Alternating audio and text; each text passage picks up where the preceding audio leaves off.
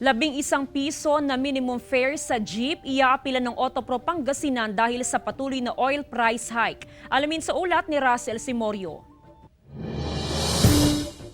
Epektibo kaninang umaga, 1 peso and 15 centavos ang taas presyo sa kada litro ng gasolina habang 60 hanggang 65 centavos naman sa kada litro ng diesel at kerosene.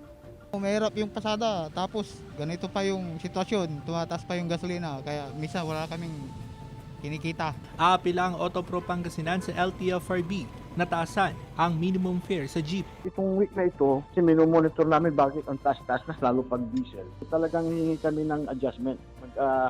Susulat na kami sa LTFRB Regional Office. Batay sa fare matrix na ipinapatupad ng LTFRB, nasa 9 pesos ang bayad sa kada 4 na kilometro kapag sasakay sa jeepney. Iniaapila nga ng Autopro Pangasinan na gawing 11 pesos ito. Ano man kaya masasabi dito ng ilang pasahero? Wag muna.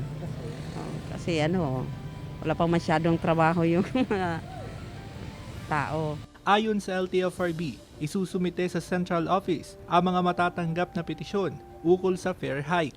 Just to file the petition for increase siguro, pero it will undergo the usual procedure na mahihiri. Kasama si Daryl Peralta, Russell Simorio, Balitang Amyanan.